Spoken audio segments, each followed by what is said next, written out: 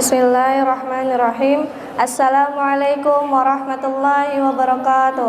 Waalaikumsalam warahmatullahi wabarakatuh. Alhamdulillah rabbil alamin wa bihi nasta'in wa la umuri dunya waddin. Wassalatu wassalamu ala asrofil anbiya'i wal mursalin wa ala alihi wa sahbihi ajmain. Amma ba'du. Puji syukur marilah kita panjatkan kepada kehadiran Allah Subhanahu wa taala yang telah memberikan kepada kita berbagai nikmat dan karunia-Nya. Rahmat dan salam semoga terlimpahkan kepada Nabi Muhammad sallallahu alaihi wasallam beserta keluarganya, sahabatnya dan segenap umat yang taat mengikuti ajarannya. Yang terhormat kepada Bapak sekolah, Bapak Ibu guru, staf tata usaha serta teman-teman yang berbahagia. Berdiri saya di sini hanya ingin menyampaikan tausiah yang berjudul meneladani akhlak dan ibadah Rasulullah.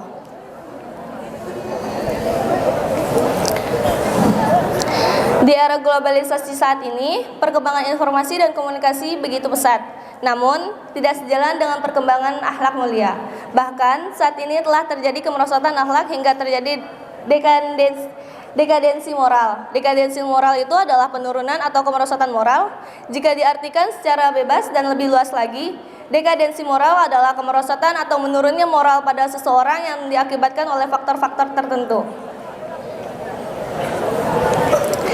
Seperti yang kita ketahui bahwa dewasa ini dekadensi moral telah terjadi di tengah-tengah masyarakat Indonesia sungguh sangat terasa. Banyak hal kejadian yang di luar dugaan kita, terutama di media sosial.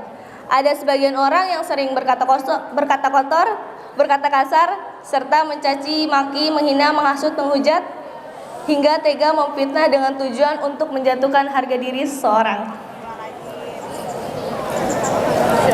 Oleh karena itu, solusi terbaik untuk mengatasi permasalahan dekadensi moral saat ini adalah dengan cara meneladani akhlak mulia yang telah dicontohkan oleh Rasulullah sallallahu alaihi wasallam, yaitu dengan cara bertindak, bersikap maupun berbicara yang santun dan lemah lembut. Sungguh tepat jika saat ini saudara-saudara kita yang antusias dan penuh semangat memperingati Maulid Nabi Muhammad SAW dengan cara nasional maupun tradisional. Semua itu dilakukan dengan salah satu bentuk cintanya kepada nabinya. Walaupun ada sebagian yang tidak sepahaman dengan peringatan ini, namun sesama muslim sebaiknya kita saling menghormati dan menghargai pendapat masing-masing. Dengan spirit Maulid Nabi Muhammad SAW diharapkan dapat dijadikan sebagai sarana untuk mengingat, meneladani sebagai salah satu bentuk kecintaan kepada Nabi Muhammad SAW. Dengan mengingatkan kelahirannya, maka kita akan diingatkan selalu akan kesantunan dan kelembutan beliau dalam bersikap dan bertutur kata yang baik. Sumayyah Muhammad Al-Ansori dalam bukunya Menuju Akhlak Mulia menceritakan bagaimana kelembutan Rasulullah SAW dalam bertutur kata. Diriwayatkan oleh Muawiyah bin Al-Ahkam As-Sulaimi radhiyallahu anhu.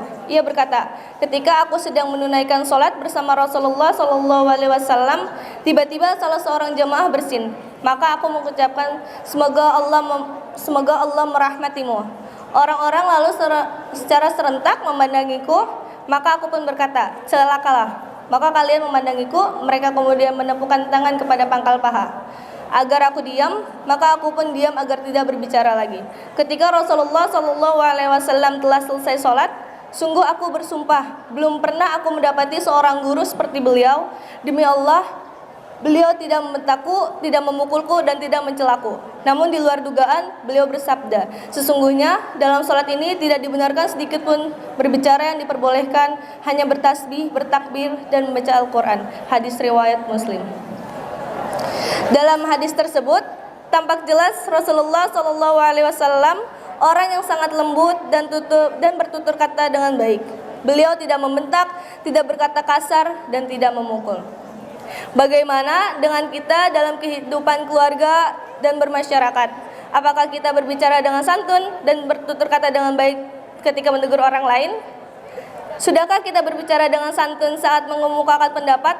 atau memberikan masukan atau kritikan kepada orang lain saat di forum atau pada saat rapat.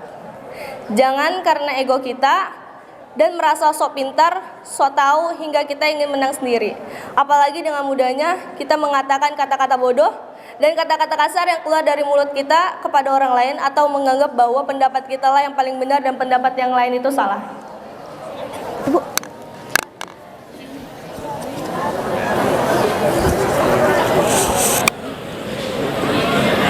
Padahal dari salah satu ciri orang yang beriman adalah kata yang baik. Hal ini dinyatakan Rasulullah dalam hadisnya. Barang siapa beriman kepada Allah dan hari akhir hendaklah berbicara dengan baik atau jepit ke baju. Itu. Jepit di baju. Berbicara yang baik merupakan cerminan akhlak seorang muslim yang membawakan kedamaian bagi dirinya maupun orang lain. Bertutur kata yang baik juga dapat diterapkan sebagai siapapun, terutama kepada orang yang lebih tua dari kita. Kalau kita tidak bisa berbicara dengan baik, maka Rasulullah SAW menyarankan untuk diam. Olehnya, berbicara santun dapat kita jadikan amalan untuk menjadikan ampunan dari Rasulullah SAW. Hal ini sebagaimana sabda beliau dalam Abdul Syuriah.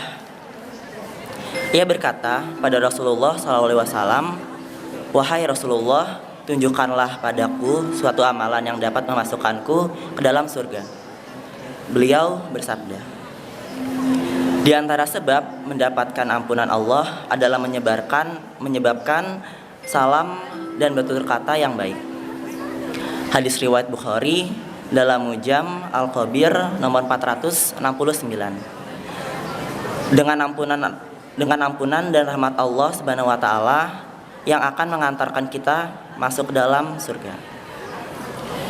Selain itu, berbicara santun atau bertutur kata yang baik dapat menggantikan sedekah.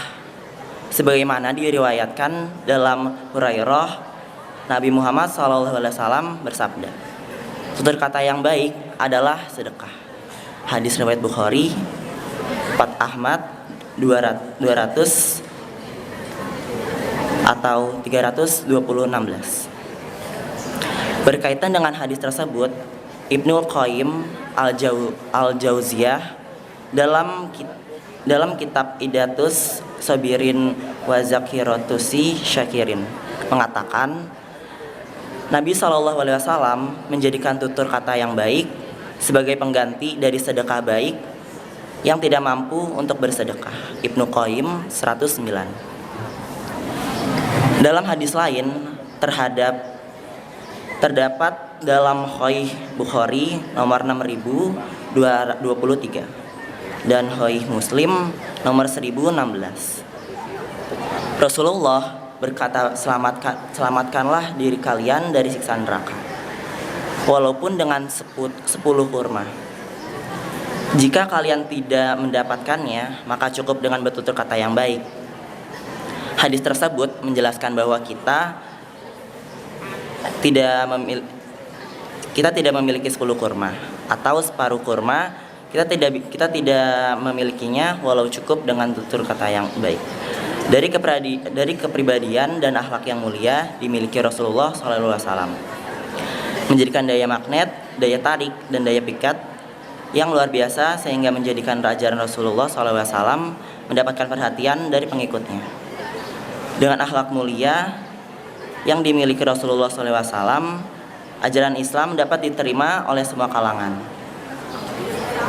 Kesuksesan Rasulullah SAW dapat menyebarkan Islam menjadi daya tarik sendiri bagi Michel Hahard, seorang ahli astronom dan ahli sejarah yang menuliskan dengan judul 100 tokoh besar dunia. Dengan analisisnya, ia telah menempatkan Nabi Muhammad SAW sebagai tokoh nomor wahid di antara orang-orang besar di dunia. Alasan Michel Hahard adalah ia Muhammad Penn adalah salah satu manusia dalam sejarah yang dengan cemerlang berhasil mengajarkan ajaran-ajaran duniawi dan keakhiratan. Memang benar, dalam Islam yang diajarkan Nabi Rasulullah SAW adalah agama yang membawa kebahagiaan di dunia dan akhirat.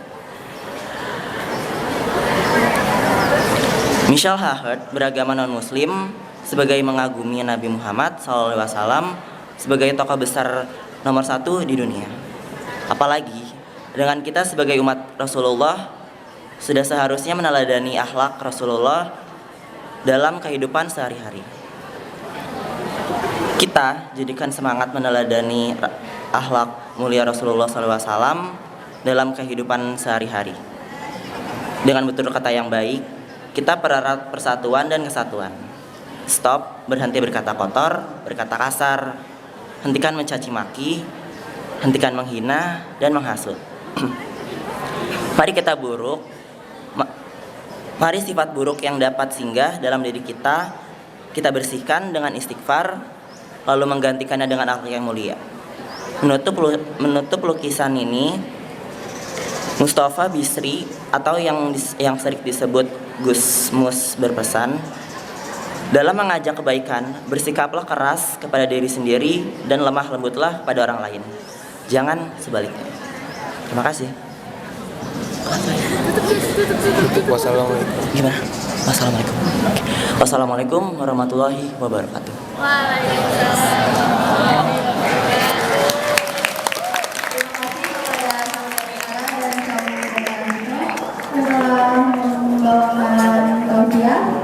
Sebelum acara ditutup, ada sedikit informasi untuk seluruh ketua kelas mulai dari kelas 10 sampai kelas 12 harap berkumpul setelah acara ini selesai.